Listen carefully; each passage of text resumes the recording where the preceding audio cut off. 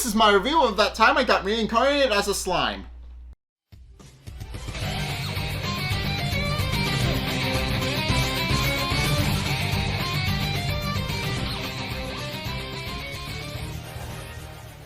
Okay, so this episode shows Rimuru actually evolving into a demon lord, and this episode is actually very visually pretty. It has a lot of very visually stunning scenes in it, and it's very beautiful.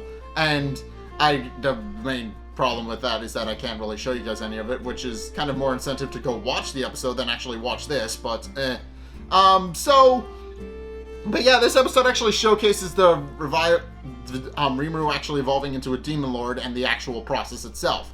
So it starts off with Rimuru having killed quite a few of the fall people up to this point, and Razin and the Knight Templar guy, whose name I never really learned, and I never really have to because well, I'll get to that. But they go to make sure Edamars and Head Priest Raiheim are alright, and then begin to explain the situation, claiming that something is killing off a bunch of people and they're not entirely sure how to stop it. And they quickly realize that they need to actually evacuate and get back to Falmuth so that they can regroup.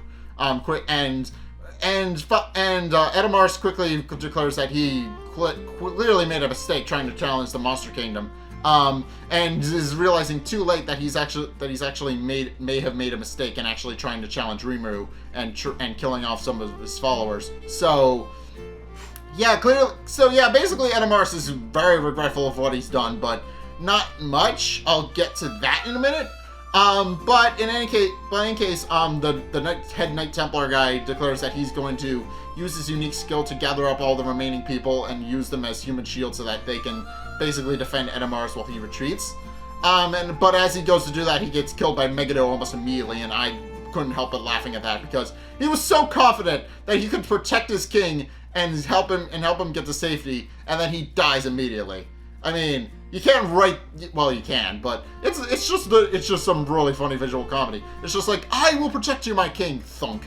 And yeah, he dies immediately. So yeah, he doesn't. So yeah, I never really need to learn his name because he doesn't really contribute much to the plot, and he's not really that big of a important of a character because the only thing he does is lead a group of Templars against the Monster Kingdom, and then after they start to establish his character, he dies immediately. So yeah, he really isn't that important a character. But in any case, Razin quickly realizes that they need to figure out a different strategy to escape. And as he tries to figure out what the skill actually is that's killing him, he actually sees Rimuru approaching him in his dragon form, kind of sort of, and quickly realizes that this is the guy who's been running the Monster Kingdom, and quickly realizes that he's been running the show and has actually been killing off all the people. And sure enough, Rimuru shows up to confront Edamars personally and threatens to kill him, pointing out that he's going to kill everybody but the king, and is wondering as to whether or not this Edamars is actually a double, which Raiheim is very adamant he isn't. At which point Razin confronts Rimuru and tells him to back down since he's already killed most of the people, and it really isn't they really aren't much of a threat anymore. Only for Rimuru to point out that Razin looks Japanese and wonders if he's one of the other worlders that came to destroy his people. Only for Razin to declare that he may look like Shogo on the outside, but he's not on the inside. But though Rimuru ultimately doesn't care and kills him and shoots him through the brain anyway. At which point he begins to develop a unique skill. At which point Rimuru develops a unique skill, Merciless, which he isn't entirely sure what it is, and asks Great Sage to analyze it. At which point Edamars believes that he can actually try and reason with Rimuru, and tries to form diplomatic relations, pointing out that he was foolishly tried to form smaller relationships with smaller kingdoms, and believes that he can't be too bright, and then tries to establish diplomatic relations. Basically, he just tries to backpedal on all the horrible things that he's done up to this point, trying to get on Rimuru's good side, and points out that but then unwittingly insults Rimuru when he declares him as a monster that, under normal circumstances, doesn't have a higher thinking capacity, which pisses Rimuru off, very understandably, and tells him that while he is going to let Edomaris live ultimately, he should think his words through a bit more carefully. At which point, Edomaris continues to backpedal through all the things he's done, trying to throw the Templars under the bus and trying to declare that he was just trying to show up and try to actually form diplomatic relationships with Rimuru to try and create a great kingdom with Falmuth and Tempest at the center.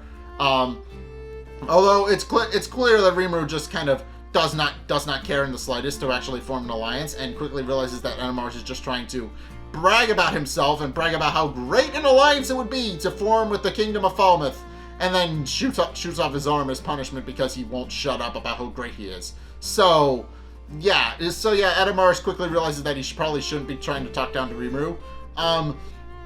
At which point, Rimuru finally figures out what Merciless does and discovers that what its main ability is that it enables him to kill anyone who has lost the will to fight. Basically all it does is just it enables him to reach in and just kill them immediately without any. But it has to be that they've lost the will to fight and no longer have a desire to fight against the person who uses it. And Rimuru, realizing that he also only has 50% of the souls he needs to actually ascend to Demon Lord, decides to use it, realizing that he's never going to have much of an opportunity to do so, and uses it to kill off all the remaining people from the Kingdom of Falmuth, which enables Rimuru to finally ascend and start his Harvest Festival. And unfortunately for Rimuru, this means that he's starting to fall asleep and isn't able to actually, finish off what he started and capture Edomaris and Rayheim. So what he does instead is he summons Ranga to do it, asking him to actually capture them as war criminals. And then also Great Sage informs him that somebody had actually survived his Megiddo attack, so he summons some demons to actually help him find them.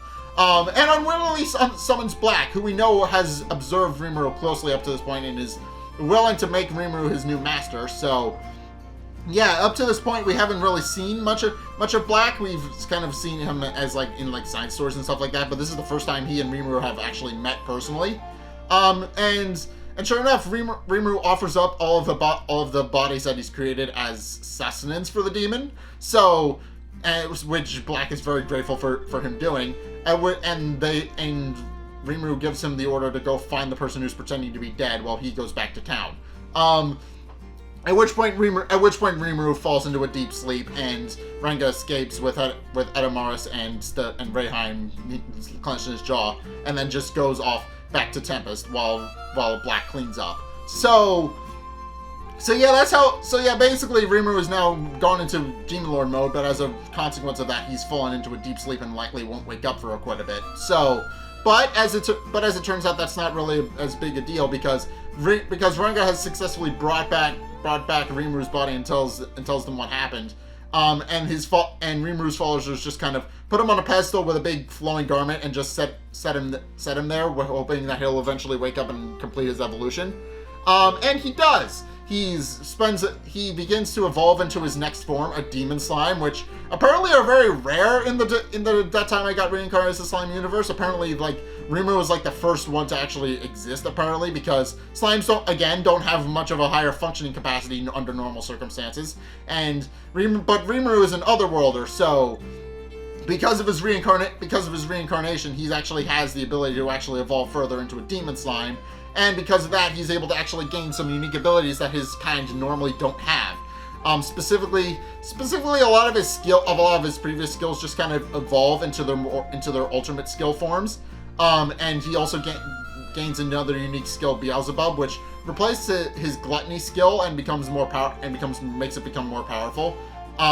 Basically, in addition to all the abilities it has, it gains a couple of new ones. I'm not entirely sure what they are off the top of my head, but then comes to the Great Sage actually evolving itself, and it takes several tries to actually evolve, and I mean quite a lot. The anime plays up a big point of it being unable to evolve, and although the Great Sage continues to apply for its evolution multiple times. At which point Great Sage realizes that it needs to sacrifice his skill to actually evolve, and decides to sacrifice Merciless to actually evolve further, which succeeds. And which point it evolves into a unique skill, Raphael, which basically enables Great Sage to have a higher functioning capacity and enables it to actually use it to actually control Rimuru's body to a much more refined degree. At which point the voice of the world begins to declare that it's going to now begin bestowing gifts on all of Rimuru's followers. And while they're all initially confused, they eventually fall into a deep sleep as well, which Raphael tells them that it's okay because it'll clean up after that everything else. And with that, all of the followers begin to fall asleep because they all share a connection to Rimuru, and because Rimuru has evolved into a Demon Lord, then they all get to evolve up another level as well.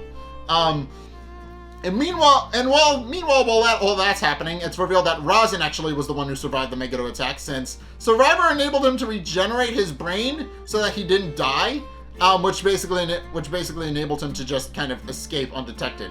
Unfortunately for him, Black does eventually find him, and while Razin is initially very adamant on the fact that he can beat the demon, not realizing that he's actually a primordial. He does try to attack him with his ultimate attack, a nuclear blast type magic attack, which Black immediately deflects. At which point, Razin thinks that something is a little bit fishy, but believes that the skill just failed because he realized it has a very small chance of it doing it, even though it executed perfectly, and somehow he thinks that that's a failure. But he then summons a warrior gnome spirit to actually face off against the demon, and Black is very much up for the idea, pointing out that under normal circumstances that would be a great idea. Apparently demons are part of a bigger triangle, power triangle, and that they're naturally weak to spirits, which is why Razin actually summoned one. But unfortunately, it doesn't work for Black, who just defeats the demon immediately and turns it into sustenance for itself. At which point,